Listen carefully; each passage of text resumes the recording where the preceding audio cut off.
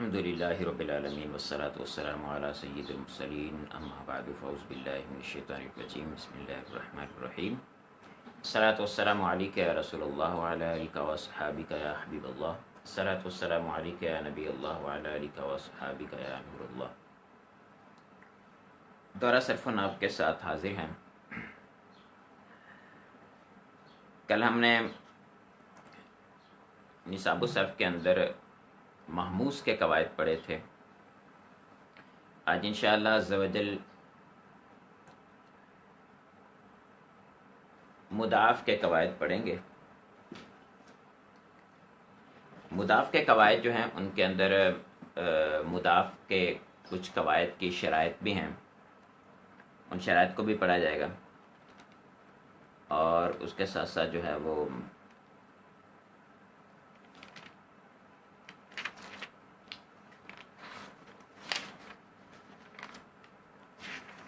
پچھلے قواعد جو ہے ان کو بھی مد نظر رکھنا ہوگا۔ ایک منٹ میں نکال لوں۔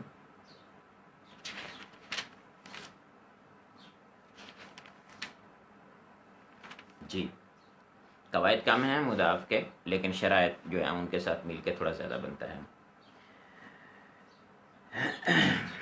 شرائط کے اندر اگر دیکھا جائے تو کچھ شرائط ایسے ہوتے ہیں کہ جو ان کو اگر ملایا جائے تو وہ کم بنتی ہیں، یہاں پر زیادہ تعداد لکھی ہوتی ہے۔ مثال خصوصی طور پر جو شرائط ہیں اجوف کے جو قاعدے ہیں ان کے اندر جو شرائط ہیں وہ ایسی ہیں کہ ان میں سے کچھ شرائط ایسی ہیں کہ جو ایک دوسرے کے ساتھ ملتی جلتی ہیں، اور وہ ایک ہی شرط بننی چاہیے تھی، دو تین شرائط وہاں بنائی گئی ہیں۔ مضاف کے قواعد بیان کر رہے ہیں، کہتے ہیں کسی کلمہ میں ایک جنس کے دو حروف کے اجتماع کے باعث جو شکل پیدا ہوتا ہے اسے درج ذیل قواعد کے ذریعے سے دور کیا جاتا ہے۔ ایک دن پہلے بھی میں نے یہی بات کی تھی کہ ہمارے ہاں جب کسی سیغے کے اندر کوئی تبدیلی ہو جاتی ہے تو اس تبدیلی کے وقوع کی صورت میں جو ایک سیغے سے ایک شکل سے دوسری شکل کے اندر وہ تبدیل ہو جاتا ہے وہ سیغہ، تو وہاں پر ہم کہہ دیتے ہیں کہ اس میں کیا تعلیل ہوئی ہے، جبکہ یہ بات درست نہیں ہے۔ تعلیل جو ہے وہ فقط اس صورت ہوتی ہے جب حرف علت ہو اور حرف علت کی وجہ سے جو شکل پیدا ہو رہا ہو اس شکل کو دور کیا جائے، لیکن حرف علت کے علاوہ کسی اور حرف کے ذریعے سے شکل پیدا ہو رہا ہے، جیسے دو ہم جنس حروف ہیں، ان کی وجہ سے اگر شکل پیدا ہو رہا ہے تو اس شکل کو دور کرنے کے لیے ہم کہتے ہیں اس کو ادغام۔ اور اسی طرح سے اگر حمزاؤں کے اکٹھے ہونے کی وجہ سے شکل پیدا ہو رہا ہے، جوازی صورت ہو یا وجوبی صورت ہو، بہر صورت، اس کو ہم تخفیف کہتے ہیں، ٹھیک ہے۔ تو حرف علت والے صورت میں ہم تعلیل کہیں گے، اس کے علاوہ میں تعلیل نہیں کہیں گے۔ یہ ہمارے ہاں عام طور پر یہ کہا جاتا ہے کہ اس سے تعلیل بیان کریں۔ مثال کے طور پر اگر یمدو دیا ہوا ہے صیغہ تو تب بھی کہتے ہیں کہ اس کی تعلیل بیان کریں، جبکہ کہنا یہ چاہیے کہ یہ اصل میں کیا تھا، ٹھیک ہے، یہ بتائیں کہ یہ اصل میں کیا تھا اور یہ کس قاعدے کے تحت بنا، یعنی یہ شکل ہے اس کی کس قاعدے کے تحت بنی۔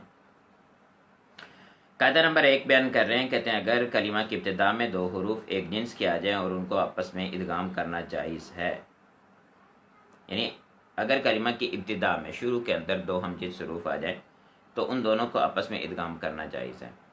اچھا، یہ ہم نے پیچھے جب صحیح کے قواعد پڑھ رہے تھے جس میں باب افتعال، باب تفاعل اور تفاعل کے قواعد پڑھے تھے، تو اس کے اندر ہم نے یہ دیکھا تھا کہ تفاعل اور تفاعل کے جو قواعد تھے اس میں فا کلمہ کو جب ہم تا کو فا کی جنس سے تبدیل کرتے تھے تو اس وقت ہم ادغام کرتے تھے، تو وہ شروع کے اندر ہی دو ہم جنس حروف آتے تھے جن کو ہم آپس میں ادغام کرتے تھے۔ دو ہم جنس حروف اگر شروع کے اندر آئیں گے تو اس صورت کے اندر یہ بھی میں نے آپ کو عرض کیا تھا کہ ادغام کے اندر دو حروف ہوتے ہیں، ایک مدغم اور ایک مدغم فی ہوتا ہے، تو اس صورت میں شروع کلمہ کے اندر جو ہے وہ مدغم آئے گا، اور مدغم ہمیشہ ساکن ہوتا ہے، تو اس صورت میں ابتدا ساکن سے ہوگی، اور آپ یہ بات جانتے ہیں بخوبی کہ ابتدا ساکن سے جو ہے وہ عربی کلام کے اندر نہیں ہو سکتی، اس وجہ سے جو ہے وہ شروع میں ہمیں حمزہ وصلی کی حاجت پڑتی ہے، تو حمزہ وصلی ہم اس کا اضافہ کرتے ہیں۔ یہاں پر قاعدہ نمبر 1 جو ہے اس کے لیے چند شرائط بھی ہیں، شرائط کی طرف آتے ہیں، مثال سنیے۔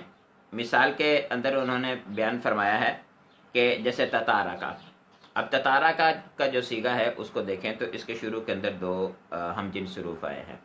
ایک اس میں تا ہے تفاعل کی، اور ایک جو تا ہے وہ اصلی ہے. یہ تارا کا یترکو جو ہوتا ہے نا سیگا، اس سے یہ بنا ہوا ہے.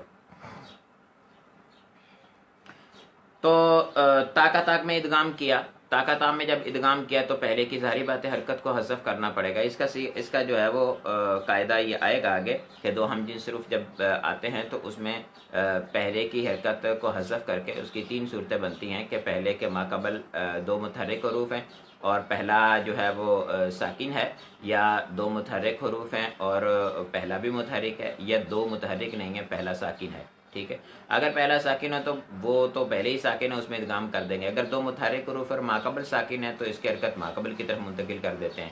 اور اگر ایسا ہے کہ دو متحرک حروف ہیں اور ماقبل بھی متحرک ہے تو اس صورت کے اندر پہلے کی حرکت کو گرا دیتے ہیں.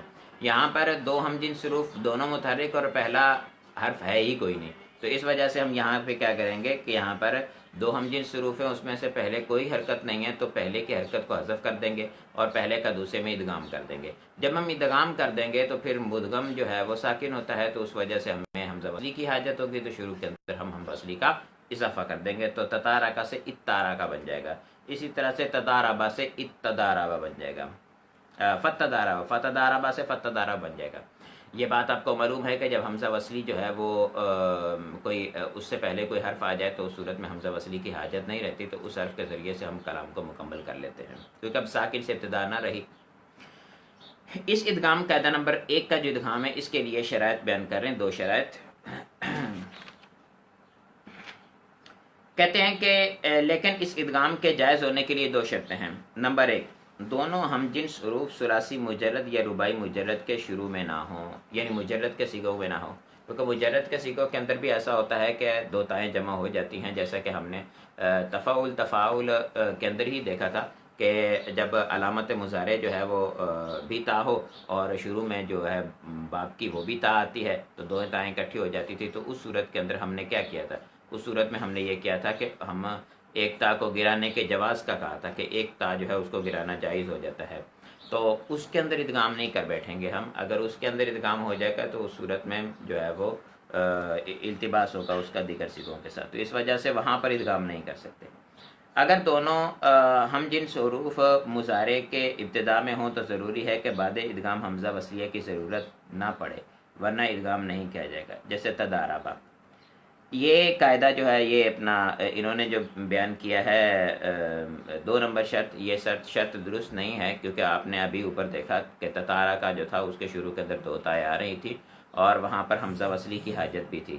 تو مضارع کے لیے انہوں نے یہ جو بیان کیا ہے کہ جو اس کے شروع میں تا کی حاجت، اس کے شروع میں حمزہ وصلی کی حاجت نہ ہو، تو وہ آپ کو معلوم ہے کہ وہ جو حمزہ وصلی کی حاجت نہ ہونا ہے وہ پچھلا جو صیغہ تھا جب ثلاثی مجرد اور رباعی مجرد کی بات کی تھی تو اس سے بھی جو ہے وہ نکل چکا تھا. ٹھیک ہے. دوسرے شرط کے ذریعے سے انہوں نے وہ جو میں کہہ رہا تھا تدارب وغیرہ ان کو نکالنے کی کوشش کی ہے، اور جو پہلی ہے اس کے شروع میں جیسے تارا کا یترکو ہے تو یترکو تترکو ہو جاتا ہے، تو اس صورت کے اندر جو ہے انہوں نے کہا تھا کہ دو ہم جنس حروف. اب شروع کے اندر مجرد کے لیے دو ہم جنس حروف آ جائیں شروع میں اور وہ بھی متحرک ہوں، ایسا کہاں ہوگا؟ ایسا ہو سکتا ہے کہ مثال ہو اور اس کا جو ہے وہ عین کلمہ مکسور ہو تو تا اور واو جمع ہو جائے تو دونوں متحرک شروع میں جمع ہو جائیں گے، یا پھر اجوف ہو تو اس صورت میں فا کلمہ تا ہو تو جمع ہو سکتے ہیں، یا اس صورت میں ہو سکتا ہے کہ جب رباعی مجرد جو ہے اس کو شروع میں تا ہو. تو ان کو نکالنے کے لیے شرط نمبر 1 اور مضارع جس میں دو تائیں جمع ہوتی ہیں جہاں پر ایک تا کو حذف کرنا جائز ہے وہاں پر اس کو نکالنے کے لیے شرط نمبر 2 کو استعمال کیا. قاعدہ نمبر 2 بیان کر رہے ہیں، کہتے ہیں اگر دونوں ہم جنس حروف متحرک ہوں اور ان کا ماقبل بھی متحرک ہو یا مدہ ہو تو پہلے حرف کی حرکت کو حذف کر کے ادغام کرنا واجب ہے. جیسے مدہ، یہ مادہ دا تھا اصل میں، میم بھی متحرک ہے اور اس کے بعد دو ہم جنس حروف ہے وہ دونوں بھی متحرک ہیں، دال بھی متحرک اور دوسری دال بھی متحرک. تو دو ہم جنس حروف متحرک اور اس کا ماقبل بھی متحرک ہے، تو اس صورت میں ہم پہلے کی حرکت کو حذف کر دیں گے اور پہلے کی حرکت کو حذف کر کے دوسرے کے اندر ادغام کر دیں گے، تو مادہ دا سے مدہ بن جائے گا. اسی طرح بیان کر رہے ہیں، کہتے ہیں کہ انہوں نے کہا تھا کہ دو ہم جنس حروف اور اس کا ماقبل مدہ زائدہ ہو. مدہ زائدہ ہونے کا مطلب یہ ہے کہ مدہ بھی ہو اور وہ حرف اصلی نہ ہو بلکہ حرف زائدہ ہو. تو اس صورت کے اندر بھی ادغام کرنا جو ہے واجب ہوگا. مثال کے طور پر حاجہ ہے تو یہ اصل میں حاججہ تھا. یہ اسی طرح سے مادن ہے تو یہ اصل میں مادیدن تھا، اس میں فاعل کا صیغہ. تو حاجہ یحاجو یہ باب مفعلہ سے ہے تو اس میں بھی الف زیادہ ہے، الف مدہ ہے، یہ زیادہ ہے. اور اسی طرح سے اس میں فاعل کا صیغہ ہم مادن کریں تو یہ بھی مادیدن تھا، اس میں بھی جو ہے وہ الف زیادہ ہے. تو مادیدن دو ہم جنس حروف کٹھے ہوئے دونوں متحرک اور اس کا ماقبل جو ہے وہ مدہ زیادہ ہے تو پہلی حرکت کو حذف کر کیا اور دوسرے میں ادغام کر دیا. یہاں پر وہی سوال کہ یہاں پر یہ کہیں گے کہ اجتماعی ساکنین ہو رہا ہے کہ مدہ جو ہے وہ حرف مدہ بھی ساکن ہے اور اس کے بعد جو دو ہم جنس حروف ہے اس میں سے بھی ہم پہلے کو ساکن کرتے ہیں تو اس صورت میں تو اجتماعی ساکنین آ جائے گا. میں نے آپ کو عرض کیا تھا کہ اجتماعی ساکنین جو ہے وہ اس صورت میں نہیں آئے گا. نہ آنے کی اس کی وجہ یہ ہے کہ اجتماعی ساکنین کی دو قسمیں ہیں، اجتماعی ساکنین علی حدہ اور اجتماعی ساکنین علی غیر حدہ. ہم یہ سمجھتے ہیں کہ شاید ہر طرح کا اجتماعی ساکنین جو ہے وہ ناجائز ہوتا ہے، جبکہ اجتماعی ساکنین علی حدہ جائز اور اجتماعی ساکنین علی غیر حدہ جائز ہوتا ہے. اجتماعی ساکنین علی حدہ وہ ہوتا ہے جو حرف مدہ اور مدغم کے ملنے سے ہوتا ہے تو یہ جائز ہوتا ہے. جس طرح سے ہم کہتے ہیں کہ اضمار قبل ذکر، تو اضمار قبل ذکر بھی ہر صورت میں ناجائز نہیں ہوتا نا. اسی طرح سے جو ہوتا ہے یہ اپنا اجتماعی ساکنین یہ بھی ہر جگہ پہ ناجائز نہیں ہوتا کہ جو ہے اضمار قبل ذکر وہ اگر لفظاً بھی ہو رتبتاً بھی ہو تو ناجائز ہوتا ہے، اگر صرف لفظاً ہو رتبتاً نہ ہو تو اس صورت میں ناجائز نہیں ہوتا. قاعدہ نمبر 3 بیان کر رہے ہیں، کہتے ہیں مذکورہ والا صورت میں اگر ماقبل حرف ساکن غیر مدہ ہو تو پہلے کی حرکت اس کی طرف منتقل کر دیتے ہیں اور اس کی طرف منتقل کر کے اس میں ادغام کر دیتے ہیں. میں نے آپ کو تھوڑی دیر پہلے انہی 3-4 قواعد کا مجموعہ بیان کیا تھا. میں نے کہا تھا کہ دو ہم جنس حروف ہوں تو اگر پہلا ساکن تو دوسرے میں ادغام کر دیں گے، دو ہم جنس حروف متحرک ہوں تو ماقبل کو دیکھیں گے وہ متحرک ہے یا ساکن.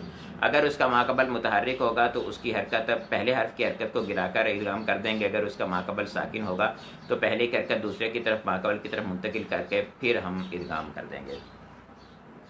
تو کہہ رہے ہیں مذکورہ بالا صورتوں میں یعنی جب دو ہم جنس حروف متحرک ہوں اور ان کا ماقبل حرف ساکن غیر مدہ ہو، حرف ساکن مدہ نہ ہو بلکہ حرف ساکن غیر مدہ ہو تو اس صورت میں پہلے کی حرکت ماقبل کی طرف منتقل کر دیں گے. مدہ والی صورت میں ماقبل کی طرف منتقل نہیں کریں گے، ماقبل کی طرف نقل کر دیں گے، نقل کر کے پھر ادغام کر دیں گے. اب دو ہم جنس حروف میں سے ایک ساکن دوسرا متحرک ہو جائے گا. جیسے یم دودو ہے اب دو ہم جنس حروف ہے دونوں متحرک اور ان کا ماقبل میم جو ہے وہ ساکن ہے تو اس صورت کے اندر مدہ یمدو سے یہ مفعول کا صیغہ ہے، مدہ یمدو سے یہ مضارع کا صیغہ ہے یمدودو. تو اس صورت کے اندر ہم میم کی جو پہلے دال کی حرکت ہے اس کو میم کی طرف منتقل کر دیں گے اور پھر اس کے بعد ادغام کر دیں گے تو یہ یمدو بن جائے گا. اور اسی طرح سے یفرو ہے تو یہ یفریرو تھا اصل میں، پہلے را کی حرکت ماقبل کی فا کی طرف منتقل کی اور اس کے بعد ادغام کیا تو یفرو ہو گیا.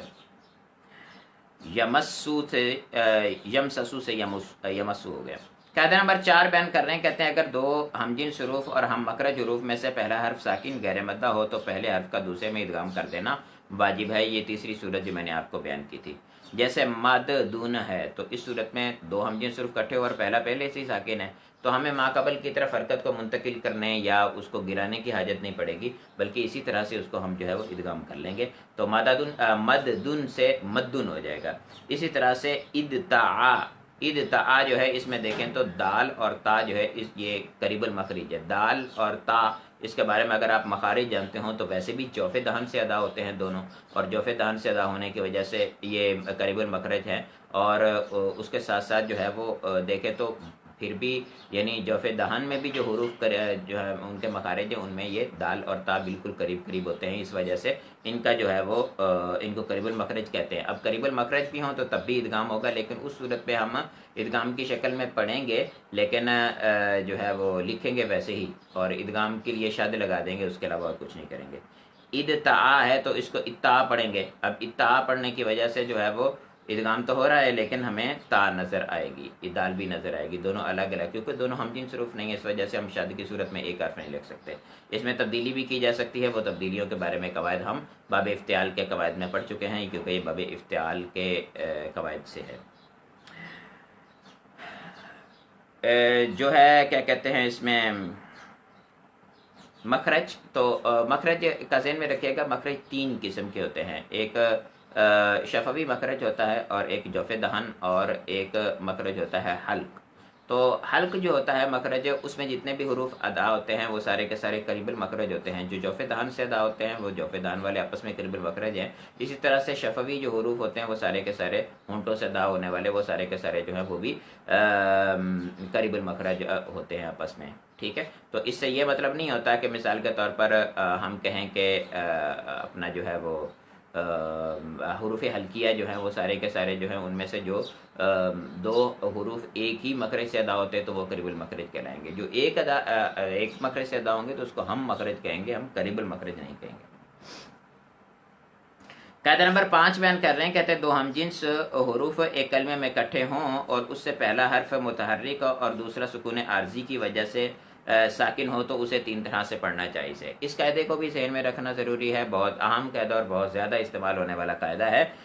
دو ہم جنس حروف اکٹھے ہو گئے اور ان میں سے پہلا متحرک اور دوسرا حرکت عارضی سے ساکن ہو. حرکت عارضی سے ساکن ہونے کا مطلب یہ ہے کہ وہ امر ہے جس کی وجہ سے ساکن ہے، یہ لام امر یا حروف جوازم میں سے کوئی داخل ہو گیا، اس کی وجہ سے وہ جو ہے وہ آخر میں سکون ہو گیا، کیونکہ اسماء میں تو آخر میں سکون ہوتا نہیں سوائے الف کے اور حروف حروف علت کے. تو اس صورت کے اندر ہم کیا کریں گے، تو کہتے ہیں کہ اس کو 3 طرح سے پڑھنا جائز ہے. ویسے اس کو 4 طرح سے پڑھنا جائز ہے. 3 طرح سے پڑھنا جو ہے وہ تو عمومی طور پر سبھی کے اندر ہوگا، اور چوتھی صورت جو ہے وہ ایک خاص چند سیغوں کے ساتھ ہوگی. 3 صورتیں اس کی کیا ہیں، اس کو 3 صورتیں جو ہیں ان میں سے 2 صورتیں ادغام کی ہیں اور ایک غیر ادغام کی ہے، اور اسی طرح سے جو 4 صورتیں اس پہ 3 ادغام کی ہیں اور ایک غیر ادغام کی ہے. 3 صورتیں ادغام کی اور ایک غیر ادغام کی، اور 4 صورتیں 3 صورتوں میں 2 ادغام کی اور ایک غیر ادغام کی. جو ادغام والی صورت ہے اس کو ہم ادغام کہتے ہیں، اور جو ادغام والی نہیں ہے اس کو ہم فک ادغام یعنی انفکاک ادغام کہتے ہیں. انفکاک کا مطلب ہوتا ہے جدا ہونا، فک کا مطلب الگ ہونا، جدا ہونا. تو فک ادغام یا انفکاک ادغام کہتے ہیں اس کو. تو اس صورت میں جب ہم نے دیکھا کہ پہلا متحرک اور دوسرا ساکن ہے، تو اس صورت کے اندر ایک تو صورت یہی ہے کہ ہم اس میں ادغام نہ کریں اور اس کو اسی حالت پر باقی رکھیں. مثال کے طور پر یم دودو ہے تو اس میں ہم لم داخل کر دیں تو لم یم دودو بن جائے گا. ٹھیک ہے، اب لم یم دودو ہونے کی وجہ سے، لم یم دودھ ہونے کی وجہ سے اب دیکھیں دوسرا ساکن ہے تو پہلے کو بھی ساکن کر دے تو اجتماعی ساکن ہو جائے گا اس وجہ سے، اور یہ لا حدی بھی نہیں ہے، لا غیر حدی تو نجائز ہو جائے گا، اس وجہ سے ہم اس میں ادغام نہیں کر سکتے. ایک صورت. دوسری صورت یہ ہے کہ ہم اس طرح سے کریں کہ یہاں پہ جو پہلا حرف ہے اس کی حرکت کو ماقبل کی طرف منتقل کر کے اس کو ساکن کریں اور دوسرے کو ہم متحرک کریں. اب متحرک کریں گے تو اس صورت میں ہم کیا کریں، اس کو متحرک جو ہے وہ ہم اس کو فتحہ دیں، ہم اس کو کسرہ دیں، یا ہم اس کو جو ہے وہ دمہ دیں. یعنی متحرک کرنا ہے ساکن کو تو ظاہری بات ہے 3 حرکات میں سے کوئی حرکت آئے گی. تو اس کے لیے پھر ہم یوں کرتے ہیں کہ ایک تو قاعدہ یہ ہے کہ اذا حرک الساکن حرک بالکسر، کہ جب ساکن کو حرکت دی جاتی تو کسرہ سے دی جاتی تو ہم کسرہ دے دیں. تو یمدو جو ہے اپنا جو یمدد تھا تو لم یمدد، تو لم یمدد میں ہم نے میم کی حرکت کو پہلی دال کی حرکت کو ماقبل میم کی طرف منتقل کیا اور دوسری جو دال تھی اس کو متحرک کر دیا کسرہ کے ساتھ، تو لم یمدی ہو جائے گا. دوسری صورتحال یہ ہے کہ ہم یہ کریں کہ اس کو جو حرکت دینی ہے وہ تخفیف کے پیش نظر اس کو فتحہ دے دیں تو لم یمدہ ہو جائے گا. اور تیسری صورت یہ ہے کہ ہم یہ دیکھیں اس کا عین کلمہ جو ہے مدموم ہے تو اس کی مناسبت سے ہم اس کو دمہ دے دیں تو اس صورت میں لم یمدو ہو جائے گا. تو اس کو پڑھنے کے 3 طریقے ہو جائیں گے، لم یمدہ، لم یمدی اور لم یمدو. اور چوتھی صورت جو ہے وہ ادغام کے علاوہ کی ہے جیسے لم یمدد.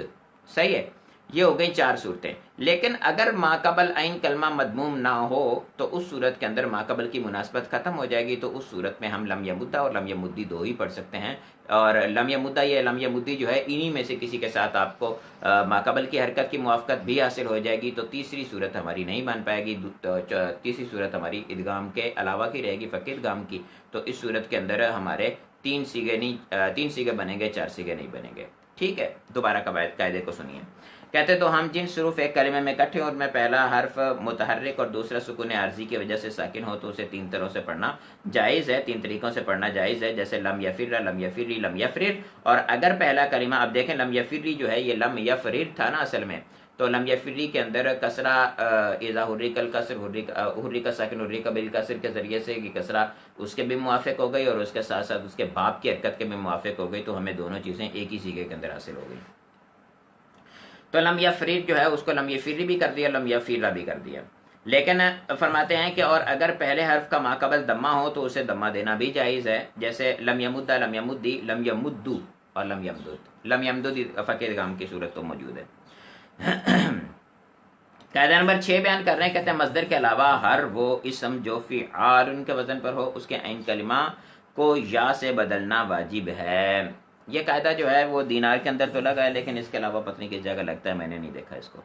فعال کے وزن پر یہ صیغہ استعمال ہوتا ہے، فعال کا وزن، اور اس فعال کے وزن کے اندر دو ہم جنس حروف اکٹھے ہو رہے ہیں تو پہلے کو یا سے بدلنا جو ہے وہ واجب ہے۔ اب ہم نے پہلے کو یا سے بدلا، نون کو یا سے بدلا، تو ادغام ہی ختم ہو گیا، کیونکہ ادغام تو دو ہم جنس حروف میں ہوتا ہے، یہ نہ دو ہم جنس حروف ہے اور نہ ہی قریب المخرج ہیں، اس وجہ سے ہم نے اس کو جو ہے وہ دینارن کر دیا، دینارن سے دینارن کر دیا۔ مصدر کے علاوہ ہر وہ اسم جو فعال کے وزن پر اس کے عین کلمہ کو یا سے بدل دینا واجب ہے، جیسے دینارن سے دینارن، دینارن سے دینارن۔ اب ادغام کی شرائط بیان کر رہے ہیں کہ کیا کیا شرطیں ہیں جن کی صورتوں میں ادغام پایا جائے گا۔ کچھ ایسے مقامات بھی ہیں جہاں پر دو ہم جنس حروف اکٹھے ہوں گے، یہ جو ہم نے قواعد پیچھے پڑھے ہیں، ان قواعد میں سے وہ قاعدہ کا تقاضا بھی پایا جائے گا کہ یہاں پر ادغام ہو، لیکن اس کے باوجود وہاں پر اشتباہ سے بچنے کے لیے، التباس سے بچنے کے لیے ادغام نہیں کیا جاتا۔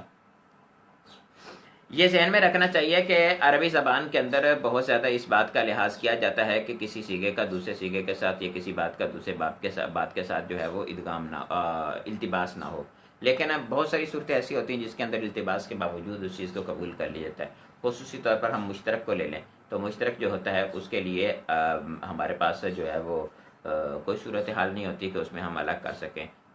بعض اوقات حالی کرینہ، بعض اوقات مقالی کرینہ پایا جاتا ہے، لیکن اس کے باوجود بھی ایسی صورت ہوتی ہے کہ ہمیں پتہ نہ چلے کہ اس میں جو ہے وہ کیا مراد ہے۔ کہتے ہیں دو ہم جنس دو حروف میں ادغام کے لیے درج ذیل شرائط کا پایا جانا لازم ہے، اگر ان میں سے ایک بھی شرط مفقود ہو تو ادغام واجب نہ ہوگا۔ اچھا، یہ جو صورتیں وہ بیان کر رہے ہیں، کہتے ہیں کہ ان میں سے کوئی پائی جائے گی تو اس صورت میں ادغام واجب نہیں ہوگا۔ ادغام واجب نہ ہونے کا مطلب ہے کہ بعض صورتوں میں جائز ہو جائے گا، بعض صورتوں میں ممنوع ہو جائے گا۔ فرماتے ہیں کہ ان دونوں حروف میں سے پہلا حرف مدغم فی ہو، یعنی پہلا حرف مدغم فی ہوگا تو اس صورت میں اس کو متحرک ہونا ضروری ہے نا، کیونکہ مدغم اور مدغم فی میں سے دونوں ہی اگر ساکن ہو گئے تو پھر تو ہم تلفظ ہی نہیں کر سکیں گے اجتماعی ساکنین کی وجہ سے۔ اس وجہ سے پہلا جو ہے اپنا مدغم فی جو حرف ہے اس کا متحرک ہونا ضروری ہے۔ اگر پہلا حرف مدغم فی ہے تو اس صورت میں ہم ادغام کیسے کریں، یعنی اس کو ساکن کر کے آگے ادغام کر لیں، یہ مشکل ہو جائے گا، اس وجہ سے ہم اس میں ادغام نہیں کر سکتے۔ مثال دے رہے ہیں جیسے حبابا، حبا جو ہے اس کو باب تفعیل پہ لے کے جائیں تو اس صورت میں حبابا بنے گا، دو ہم جنس حروف تو اکٹھے ہو رہے ہیں لیکن پہلا جو ہے وہ مدغم فی ہے، تو پہلا مدغم فی ہونے کی صورت میں ادغام جو ہے وہ ممنوع ہو جائے گا۔ اس کے بعد بیان کر رہے ہیں، کہتے ہیں ان میں سے کوئی حرف الحاق کے لیے زائد نہ ہو، ٹھیک ہے، یعنی جو حرف زیادہ کیا گیا ہے وہ الحاق کی صورت میں نہ ہو۔ میں نے آپ کو بتایا تھا کہ رباعی کے اندر جو ہمارے مضاف کے صیغے ہوتے ہیں ان کے اندر تو دو ہم جنس حروف فعل میں آتے تو ہیں، لیکن وہ جو دو ہم جنس حروف ہوتے ہیں وہ اس کے اندر اکٹھے نہیں آتے، صحیح ہے، یعنی جیسے زلزلہ ہے تو دو ہم جنس حروف آ رہے ہیں کہ صیغے کے اندر اکٹھے نہیں آ رہے، اسی طرح سے اور بھی بہت سارے صیغے ہیں ان میں دیکھیں تو دو ہم جنس حروف اکٹھے نہیں آتے، جب اکٹھے آئیں گے تو وہ ہوگی الحاق کی صورت۔ اگر ادغام کر دیں گے تو اس صورت میں ہمارا وہ وزن خراب ہو جائے گا، کیونکہ ہم نے الحاق کے لیے یہ شرط بیان کی تھی کہ ملحق اور ملحق بہی کا وزن ایک ہونا چاہیے، اس کے باپ کا وزن بھی سیم ہونا چاہیے۔ تو یہاں پر اگر ادغام کرتے ہیں تو ہمیں پہلے کو ساکن کرنا پڑ جائے گا۔ مثال دے رہے ہیں جیسے جلبابا، اس میں ہم با کو پہلی کو ساکن کریں، پہلی کی حرکت ماقبل کی طرف منتقل کریں تو یہ کیا بن جائے گا، جلبا، تو یہ دہراجہ کا وزن پر نہیں رہا، اس وجہ سے اس میں بھی ادغام نہیں کریں گے، ممنوع ہے۔ 3 نمبر بیان کر رہے ہیں، کہتے ہیں کہ ان میں سے کوئی حرف تعلیل کا تقاضا نہ کرتا ہو، ان میں سے کوئی حرف تعلیل کا تقاضا نہ کرتا ہو۔ تعلیل کا تقاضا کرنے کا مطلب یہ ہے کہ ان میں سے کوئی حرف یہ چاہتا ہو کہ اس میں تعلیل کر دی جائے۔ تعلیل سمجھتے ہیں، میں نے آپ کو ابھی عرض کیا کہ حرف علت کی وجہ سے جو شکل پیدا ہوتا ہے اس شکل کو دور کرنے کے لیے جو ہم قواعد استعمال کرتے ہیں اس کو تعلیل کہتے ہیں۔ تو کاویرا، اب کاویرا جو ہے یہ اس میں دیکھیں تو وہاں پر آپ اس میں جو ہے پہلے تعلیل کی جائے گی، تعلیل کرنے کے بعد جو ہے وہ اس کو ہم ادغام کریں گے۔ اس کے بعد کہہ رہے ہیں کہ دو حروف یا نہ ہوں، یعنی یہ دونوں حروف جو ہیں جن میں ادغام کیا جا رہا ہے وہ دو متحرک حروف جو ہیں وہ یا نہ ہوں۔ اگر دونوں متحرک حروف یا ہوں گے تو اس صورت میں ادغام جو ہے وہ نہیں کریں گے، ٹھیک ہے۔ اچھا، اگر دو ہم جنس حروف جو ہیں وہ یا ہوں گے تو اس صورت میں ادغام جائز ہوگا، لیکن اگر پہلا حرف ساکن ہوگا تو پھر ادغام واجب ہوگا۔ یہ اس صورت میں ہے جب دو ہم جنس حروف یا ہوں اور متحرک ہوں۔ مثال کے طور پر حاجیجہ ہے، تو اب حاجیجہ جو ہے اس میں دو ہم جنس حروف ہے، متحرک ہے، تو اس صورت میں ادغام نہیں کر سکتے۔ اس طرح سے یا بنے گا تو اس میں بھی ہم دو ہم جنس حروف متحرک ہیں اور ان میں سے دوسرے کو ہم الف سے بدل دیتے ہیں، اس میں تعلیل والا جو ہے وہ آ جائے گی، تعلیل تقاضا کرے گی، الف سے بدلنے کے بعد ہم جنس نہیں لگا، ادغام نہیں ہوگا۔ لیکن اگر پہلے سے ساکن ہو تو پھر ادغام کریں گے ہم، ٹھیک ہے۔ اسی جیسے آپ دیکھتے ہیں نا مردی جن، اب مردی جن کیا تھا، یہ مردو جن تھا نا، ٹھیک ہے، تو دو واو اور یا کٹھے ہوئے تو واو کو یا سے بدلا، یا کا یا میں ادغام گیا تو مردو جن سے مردو جن ہو گیا، صحیح ہے۔ تو مردو جن سے یا کی مناسبت کی وجہ سے ہم نے ماقبل میں کسرہ دے دی تو مردی جن ہو گیا۔ تو ادغام کی یہ نہ ہونے کی صورت ہے جب یہ دونوں متحرک ہوں، تو اس وقت جو ہے وہ ادغام جائز واجب نہیں ہوگا بلکہ جائز ہوگا۔ اس کے بعد بیان کر رہے ہیں، کہتے ہیں دو متحرک حروف دو کلموں میں نہ ہوں، یعنی ایک ہی کلمے کے اندر ہوں، دو الگ الگ کلمے کے اندر ہوں گے تو اس صورت میں ادغام واجب نہیں ہوگا بلکہ جائز ہوگا۔ جیسے مکانہ ہے، اب مکانہ میں دیکھیں نون آ گیا اور اس کے بعد نون اگلا آ جائے تو اس میں مکانہ نی اور مکنی دونوں طرح سے کرنا جائز ہے، ٹھیک ہے۔ اننی اور انی دونوں طرح سے ہم پڑھتے ہیں نا، اننا اور انا دونوں طرح سے ہم پڑھتے ہیں۔ اس کے بعد فرما رہے ہیں کہ دونوں میں سے اول حرف باب افتعال کی تا نہ ہو، جیسے اقتتلا ہے تو اقتتلا کے اندر دیکھیں تو باب افتعال کی پہلا حرف جو ہے وہ تا ہے، تو اس صورت میں ادغام جو ہے واجب نہیں رہے گا بلکہ جائز ہوگا۔ آپ اس کو الگ بھی پڑھ سکتے ہیں اور اس صورت میں آپ ادغام کر کے بھی پڑھ سکتے ہیں، یعنی اقتتلا کو اقتتلا بھی پڑھ سکتے ہیں اور اسی صورت میں اسی طرح سے قتلا بھی پڑھ سکتے ہیں۔ ایک اور صیغہ بھی یہاں ہم نے پیچھے پڑھا تھا، اسی سے مناسبت رکھنے والا تھا۔ اس کے بعد بیان کر رہے ہیں کہ دو حروف باب افعلال کی واو نہ ہوں، جیسے باب افعلال کی واو نہ ہوں، جیسے ارعواوا۔ اب اس صورت میں جو ہے وہ ارعواوا جو ہے اس میں دوسرے میں ہم تعلیل کریں گے اور تعلیل کر کے اس کو الف سے تبدیل کر دیں گے، ارعوا بن جائے گا۔ اب جب ارعوا بن گیا تو اس صورت کے اندر تو ادغام ہو ہی نہیں سکتا پھر، ٹھیک ہے۔ پھر 8 نمبر بیان کر رہے ہیں، کہتے ہیں دونوں حروف میں سے دوسرے کی حرکت عارضی نہ ہو، جیسے اردود ہے۔ اب اردود ہے تو اس صورت کے اندر ہم آگے جو ہے وہ ملانے کے لیے اردود القوم قوم کے ساتھ ملانے کے لیے ہم دال کو حرکت دیں تو یہ حرکت عارضی ہوگی۔ ویسے اس کا سکون بھی عارضی تھا، امر ہے نا، سکون بھی عارضی تھا اور حرکت بھی عارضی ہے، تو اس صورت کے اندر ہم آگے ملانے کے لیے جو حرکت دے رہے ہیں دو ہم جنس حروف میں متحرک تو نظر آ رہے ہیں، تو اس صورت میں ادغام جو ہے وہ جائز ہوگا، واجب نہیں ہوگا۔ یہ وہی صورت بن جائے گی پیچھے ہم نے جو یہ مدعا والی پڑھی ہے۔ اس کے بعد بیان کر رہے ہیں، کہتے ہیں ادغام کی وجہ سے کسی دوسرے قیاسی وزن سے التباس نہ ہو، جیسے قویلا ہے۔ اب قویلا جو ہے اس میں دیکھیں تو ہم جنس حروف آ رہے ہیں اور دونوں جو ہیں وہ اپنا ان میں سے پہلا ساکن بھی ہے، تو اس صورت میں ہمیں قویلا کر دینا چاہیے، لیکن قویلا کریں گے تو باب تفعیل کی ماضی قویلا کے ساتھ اس کی اشتباہ ہو جائے گا، اس وجہ سے قویلا کو باقی رکھیں گے۔ یہ قویلا باب مفعلہ جو ہے باب مفعلہ کا مجہور ہے، یعنی قاولا سے قویلا بنا ہے، اس میں واو ما قبل مضموم الف سے بدل گیا، الف ما قبل مضموم واو سے تبدیل کی گئی ہے۔ یہ ہمارے جو ہیں وہ اس کے قواعد مکمل ہوئے۔ میں نے گردانوں کے حوالے سے تو پہلے بھی آپ کو کہا تھا ایک مرتبہ کہ گردانے جو ہیں ان کی پریکٹس انشاءاللہ عز و جل ہم آخر میں کریں گے، اور آخر کے اندر بھی تفصیل انشاءاللہ اس کی پریکٹس کریں گے۔ ابھی ہم گردانے نہیں پڑھیں گے، صرف قواعد پڑھیں گے، اور قواعد کو ذہن میں رکھیے۔ قواعد کے حوالے سے کسی قسم کا آپ کے ذہن میں سوال ہو تو وہ ضرور آپ پوچھا کریں۔ آج ہم نے ناو کے اندر جو ہے وہ حرف مشبہ بالفعل کے بارے میں پڑھنا ہے۔ حروف مشبہ بالفعل عربی کے اندر بہت زیادہ استعمال ہونے والے حروف میں سے ایک ہیں۔ حروف مشبہ خصوصی طور پر انا اور انا جو ہیں یہ بہت زیادہ استعمال ہوتے ہیں، لکنہ بھی استعمال ہوتا ہے لیکن انا اور انا کے بنسبت کم، کاننا تو بہت کم استعمال ہوتا ہے، لیتا اور لالا یہ ہیں یہ بھی دونوں بہت کم استعمال ہوتے ہیں۔ حروف مشبہ بالفعل کا بیان کر رہے ہیں، کہتے ہیں حروف مشبہ بالفعل یہ 6 حروف ہیں، انا، انا، کانا، لکنہ، لیتا اور لالا۔ ان کے استاد صاحب نے معنی بھی بیان کیے ہیں۔ انا کا معنی ہوتا ہے بے شک، اور انا کا معنی ہوتا ہے کہ، کانا کا معنی گویا، لکنہ کا معنی لیکن، لیتا کا معنی کاش، لالا کا معنی شاید۔ ان معنی کو بھی ذہن میں رکھا جا سکتا ہے اور اس کے علاوہ بھی آپ یہ ذہن میں رکھ سکتے ہیں کہ اس کے علاوہ بھی اس کے یعنی ان کے اپنی اصلی معنی ہیں جو ہم ابھی اس کے اندر ہی کتاب کے اندر ہی پڑھتے ہوئے بیان کریں گے، لیکن یہ ابتدائی طلبہ کے لیے بیان کیے جاتے ہیں۔ انا کا معنی بے شک ہوتا ہے، ٹھیک ہے، انا اصل میں تاکید کے لیے آتا ہے، تو انا تاکید کے لیے آتا ہے تو بے شک کا معنی دے دیتے ہیں اس کو ہم. اور انا جو ہوتا ہے یہ اصل میں تاکید اپنا اس کے لیے کیا معنی دینے کے لیے نہیں آتا، بلکہ اس کو جو ہے ہم مصدریہ بھی کہتے ہیں، حرف مصدر بھی کہتے ہیں.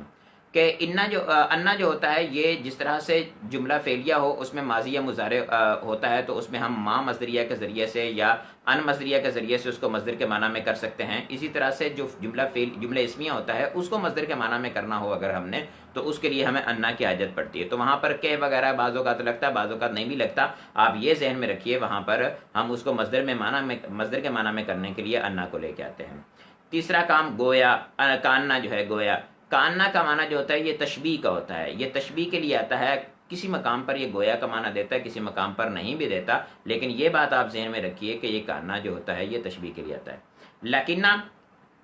لکنہ جو ہوتا ہے یہ ماقبل کلام کے اندر پیدا شدہ وہم کو دور کرنے کے لیے آتا ہے، یعنی اس کی کام کو ہم استدراک کہتے ہیں، تو استدراک کے لیے آتا ہے. لکنہ جو ہوتا ہے یہ ماقبل کلام کے اندر پیدا شدہ وہم کو دور کرنے کے لیے آتا ہے. تو اس میں بعض اوقات ہم اس کی جگہ پہ لیکن استعمال کرتے ہیں، بعض جگہ پہ ہم بلکہ استعمال کرتے ہیں، ہر جگہ پہ ہم لیکن استعمال نہیں کرتے. اس وجہ سے یہ بھی ذہن میں رکھنا چاہیے اس کا ہمیشہ معنی لیکن نہیں ہوتا. لیتا کاش کے معنی کے لیے آتا ہے، لیتا تمنا کے لیے آتا ہے. کسی چیز کی بھی ہم تمنا کریں تو اس کے لیے ہم لیتا کو استعمال کرتے ہیں، وہاں کاش بعض اوقات استعمال ہوتا ہے، بعض اوقات نہیں ہوتا. اسی طرح سے لعلہ جو ہے یہ شاید کے معنی میں استعمال ہوتا ہے، اور لعلہ یعنی ترجیح امید کے لیے استعمال ہوتا ہے. کبھی ہم امید کا لفظ استعمال کرتے ہیں، کبھی ہم شاید کا لفظ استعمال کرتے ہیں، اور بعض مقامات پر ہم تاکہ کا لفظ بھی استعمال کرتے ہیں اس کے لیے. قواعد و فوائد بیان کر رہے ہیں، کہتے ہیں یہ حروف جملہ اسمیہ پر داخل ہو کر مبتدا کو نصب اور خبر کو رفع دیتے ہیں. آپ ان باتوں کو یاد رکھتے رہیں. پیچھے ہم نے جو ہے وہ ابھی جیسے حروف مشبہ بالفعل کے بارے میں پڑھ رہے ہیں، اور اس کے بعد جو ہے وہ لا نفی جنس ہے، پھر افعال ناقصہ وغیرہ آ رہے ہیں. تو یہ سب عوامل آ رہے ہیں. ان عوامل کو ہم پڑھتے جائیں، ان میں سے کون کون سے رفع کے عامل اور کون کون سے نصب کے عامل آ رہے ہیں. یہ سارے رفع نصب کے عامل آ رہے ہیں، اور جر کا عامل جو ہے وہ حرف جار ہے، وہ اس کا تذکرہ پیچھے گزر چکا ہے. حرف جار جو ہے وہ اضافت کی صورت میں ہو، اور اضافت لفظ اضافت مانویہ ہو یا اضافت غیر مانویہ ہو، یعنی اس میں اضافت اصطلاحی جو مانوی ہوتی ہے وہ ہو، یا حرف جار جو ہے وہ ظاہر ہو، یعنی مقدر ہو یا ظاہر ہو، دونوں صورتوں میں حرف جار ہی جر دیتا ہے.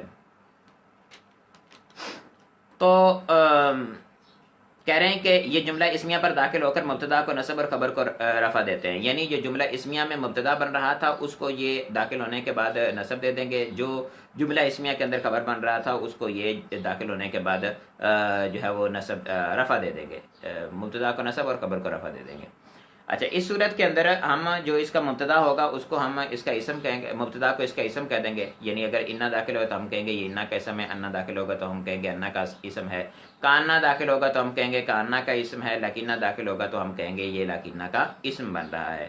اور خبر کو ان کی خبر کہیں گے، یعنی خبر کو کہیں گے کہ یہ انا کی خبر بن رہی ہے، لاللہ کی خبر بن رہی ہے، لیتا کی خبر بن رہی ہے. مثال دے رہے ہیں جیسے انا زیدن عالمن، کہ بے شک زید عالم ہے. تو اس مثال کے اندر زید جو ہے یہ اصل میں انا کو ہم ہٹائیں تو یہ زیدن عالمن تھا، اور اس پر جب انا داخل ہوا تو یہ انا زیدن عالمن بن گیا، کہ پہلا مبتدا تھا دوسرا خبر تھا، تو پہلے کو نصب اور دوسرے کو رفع دینا جو ہے واجب ہوا تھا. تو اس صورت میں جو انا کی وجہ سے، تو اس صورت میں ہم زید کو انا کا اسم اور عالم کو انا کی خبر کہیں گے. حروف مشبہ بالفعل کی خبر اگر مفرد ہو یعنی جملہ نہ ہو تو اس کا واحد تثنیہ اور یا جمع ہونے میں اور مذکر یا مؤنث ہونے میں اس کے اسم کے مطابق ہونا ضروری ہے.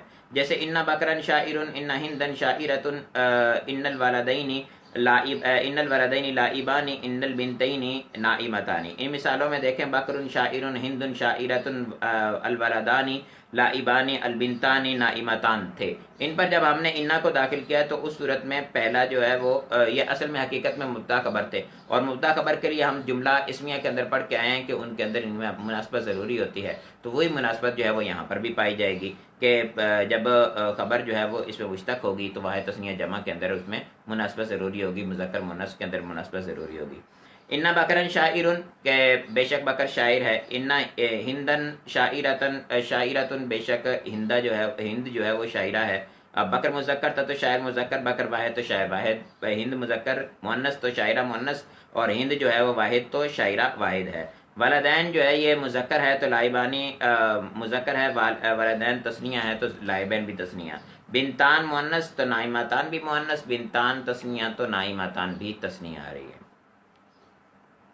इसके बाद कह रहे हैं कि इनकी खबर अगर जुमला हो तो उसमें इसम के मुताबिक एक ज़मीर का होना ज़रूरी है। ये भी कायदा हमने उसके अंदर पढ़ा था। जुमला इसमिया वाले सारे के सारे कवायद यहाँ पर इस्तेमाल होंगे। इसके बाद काना भी जुमला इसमिया पर दाखिल होता है, उसमें भी ये सारे के सारे जुमला इसमिया वाले कवायद इस्तेमाल होंगे। लाई नफ़ी जिन्स भी काना की तरह इस्तेमाल होता है। मावला मुशब्बतानी बलैसा जो है वो भी उसी तरह से इस्तेमाल होता है जुमला इसमिया पर। तो जुमला इसमिया के जो कवायद हैं वो सारे के सारे यहाँ पर भी अप्लाई होंगे। तो जो जुमला इसमिया के कवायदे हमने जुमला इसमिया के सबक के अंदर पढ़ लिए थे, अगर किसी ने नहीं पढ़े तो उस सबक को निकाल के वो देख सकते हैं। बकिया तफसील जो है वो यहाँ पर हम जो इस सबक के साथ रिलेटेड होगी उसको बयान करेंगे। तो कहते हैं इनकी खबर अगर जार मजरूर हो, इनकी खबर अगर जुमला हो तो इसके मुताबिक इसम में एक ज़मीर का होना ज़रूरी है। जैसे इन्नल्लाह खलक़ल जन्नह, बेशक अल्लाह ने जन्नत को पैदा फरमाया। तो खाला के अंदर होगा ज़मीर जिसमें जलालत की तरफ जा रही है, यानी इसम की तरफ जा रही है। इसी तरह से इन्नल बुस्तान अज़हारुहु जमीलतुन मिसाल है, तो इसमें अज़हारु में हा ज़मीर जो आ रही है ये बुस्तान की तरफ लौट रही है और बुस्तान इसका इसम है, तो जुमला खबर बन रहा है, उसमें से एक ज़मीर आ रही है जो इसम की तरफ जा रही है। इसके बाद बयान कर रहे हैं, कहते हैं अगर इसकी खबर जार मजरूर हो तो इसे ऐसे फेल ये शिबह फेल के फेल माजूफ के मुतालिक करेंगे जो वाहिद तस्निया जमा तस्गीर और तानीस में इसम के मुताबिक होगा। अगर इसकी खबर जो है वो जार मजरूर हो और कलाम के अंदर कोई ऐसा इसम या फेल मौजूद ना हो कि जिसके मुतालिक किया जा सके तो उस सूरत में हम मुकद्दर निकालेंगे। अगर मौजूद होगा तो उस सूरत में मुकद्दर नहीं निकालेंगे। मिसाल दे रहे हैं जैसे इन्ना ज़ईदन फिद्दारी, बेशक जैद घर में है, तो इस सूरत में मौजूदुन फिद्दार कह सकते हैं, हम साबितुन फिद्दार कह सकते हैं। ठीक है। इसी तरह से इन्ना हिंदन फिद्दार जो है उसमें हम इन्ना हिंदन मौजूदातुन फिद्दार कह सकते हैं, साबिततुन फिद्दार कह सकते हैं, दोनों तरह से कह सकते हैं। इनका इसम और खबर मौसूफ या मुज़ाफ भी होता है, जैसे इन्नल वलद सगीर नाइमुन। अब इस सूरत में इसका इसम जो है वो मौसूफ है या मुज़ाफ है। जैसे इन्नल वलदा जो है इसमें देखें तो इसका इसम मौसूफ आ रहा है, अल वलद मौसूफ इसका इसम बन रहा है, सगीर इसकी सिफत है और नाइमुन जो इसकी खबर है। इस तरह से इन्ना गुलामा ज़ईदिन आलिमुन, अब गुलामा ज़ईदिन आलिमुन के अंदर गुलाम जो है वो इन्ना का इसम बन रहा है और ज़ईदुन जो है ये ज़ईदिन ये मुज़ाफिला बन रहा है और आलिमुन इसकी खबर बन रहा है। अच्छा, इसके बाद बयान कर रहे हैं इन्ना ज़ईदन राजुलन सालिहुन, ये दोनों मिसालें पिछली इसम की थी, अब खबर की दे रहे हैं। जैसे इन्ना ज़ईदन राजुलन सालिहुन, जो ज़ईदन राजुलन है ये इन्ना का इसम बन रहा, खबर बन रहा है और सालिहुन उसकी सिफत है। इसी तरह से इन्ना बकरन गुलाम खालिदिन, इसमें गुलाम जो है ये खबर बन रहा है और खालिद इसका मुज़ाफ इलैह है। 6 नंबर कायदा बयान कर रहे हैं, कहते हैं कभी इन हुरूफ के साथ लफ्ज़ माँ आ जाता है जो इनके अमल को रोक देता है, इस माँ को माँ काफ़ा कहते हैं और इस सूरत में ये फेल पर भी आ सकता है। जैसे इन्नमा जा खालिदुन, उस्ताद फरमा रहे हैं इसे माँ काफ़ा कहते हैं। अब इस सूरत में ये देखें फेल पर भी आ रहा है, माँ को इसका इसम बना देंगे और जा खालिदुन इसकी खबर बना देंगे। इसके बाद इन्ना और अन्ना पढ़ने के मकाम आते हैं। ये बहुत ही तलबा के लिए टेंशन का मकाम होता है कि कहाँ पर इन्ना पढ़ेंगे, कहाँ पर अन्ना पढ़ेंगे। इसको समझने के लिए आपको कुछ असल मेन कवायद जो हैं वो समझने चाहिए कि इन्ना और अन्ना की वजह क्या है, कि इसको हम क्यों पढ़ते हैं, इन्ना क्यों पढ़ते हैं और अन्ना क्यों पढ़ते हैं। हालांकि ये दो अलग अलग हरूफ हैं लेकिन शक्ल के एतबार से एक तरह के होते हैं, इस वजह से हम समझते हैं कि शायद ये इन्ना जो है वो इस जगह हम पढ़ेंगे तो इन्ना पढ़ेंगे, इस जगह पढ़ेंगे तो अन्ना पढ़ेंगे, यानी इन्ना को अन्ना कर लेंगे, अन्ना को इन्ना कर लेंगे। अन्ना इन्ना नहीं हो सकता, इन्ना अन्ना नहीं हो सकता। अन्ना और चीज़ है, इन्ना और चीज़ है। अन्ना को और मकाम पे लाया जाता है, इन्ना को और मकाम पे लाया जाता है। अन्ना का माना और होता है, इन्ना का माना और होता है, बस नून के मुशद्दद होने की वजह से शक्ल जो है वो सेम हो जाती है। मैंने अभी आपको अर्ज़ किया था कि इन्ना जो होता है ये ताकीद के लिए आता है, तो इन्ना ताकीद के लिए आता है, जुमले पर दाखिल होता है, पूरे जुमले के अंदर ताकीद पैदा करता है। ये नवासी के जुमला में से है। अब जुमले पर दाखिल होकर उसके अंदर ये ताकीद पैदा करता है तो जुमला जो है वो मुअक्कद होता है। मुअक्कद होने के बाद भी वो जुमला ही रहता है, उसके अंदर और किसी किस्म की तब्दीली पैदा नहीं होती। तो वो मकामात जहाँ पर जुमला होना चाहिए वहाँ पर ही इन्ना आएगा ना, जहाँ पर जुमला नहीं होगा तो वहाँ पर इन्ना दाखिल नहीं हो सकता, क्योंकि इन्ना ने तो जुमले की ताकीद के लिए आना है और जहाँ पर जुमला ही नहीं होगा तो वहाँ पर इन्ना का क्या काम है, इन्ना वहाँ पर मौजूद नहीं होगा। अन्ना जो होता है ये जुमले को मुफरद के माना में करने के लिए आता है, जुमले को ये मस्दर के माना में करने के लिए आता है। तो कोई ऐसा मकाम जहाँ पर हमें मुफरद चाहिए, जुमला नहीं चाहिए, वो ऐसा मकाम जहाँ पे मुफरद आना चाहिए था, जुमला नहीं आना चाहिए था, वहाँ पर हम इन्ना पढ़ें, वहाँ पर अन्ना पढ़ेंगे, वहाँ पर अन्ना की हाजत होगी। और वो मकाम जहाँ पर हमें जुमला चाहिए वहाँ अन्ना तो नहीं पढ़ सकते ना, वहाँ तो इन्ना पढ़ना पड़ेगा, क्योंकि वहाँ पर मुफरद को क्या करेंगे हम। मिसाल के तौर पर एक जुमला है छोटा सा, ठीक है, ज़ईदुन काइमुन। अब ज़ईदुन काइमुन के ऊपर हम अन्ना को दाखिल करें तो उस सूरत में अन्ना तो उसको कर देगा मुफरद।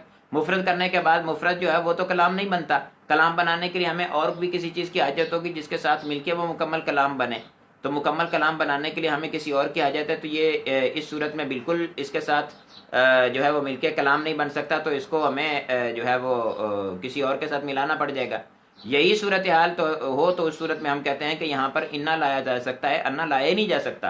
तो ये मतलब कि अन्ना पढ़ा जाएगा या इन्ना पढ़ा जाएगा, ये मतलब नहीं है। बल्कि हकीकत के अंदर मसला ये है कि वहाँ पर हम इसके लिए हर्फ जो लेके आएंगे इसके साथ वो अन्ना ही लाएंगे, इन्ना ला ही नहीं सकते। इन्ना लाएंगे, अन्ना ला ही नहीं सकते। लेकिन वो मकाम जहाँ पर जुमला होना चाहिए, मिसाल के तौर पर जो फेल होता है अपना काला यकूलू, काला यकूलू जो फेल होता है, इस काला यकूलू फेल के अंदर आप ये बात जानते हैं कि इसका मकूला जो होता है वो जुमला फेलिया होता है, जुमला होता है, यानी मुफरद नहीं होता। जब इसका जो है वो अपना मकूला जो है वो जुमला होता है तो उस सूरत के अंदर इसका मकूला मुफरद आ ही नहीं सकता। तो उस सूरत के अंदर हमें बाहर सूरत यानी लाजमी तौर पर खाई ना खाई यही करना पड़ेगा कि वहाँ पर हम मुफरद को लेके आएँ। 1 मिनट इंतज़ार कीजिएगा।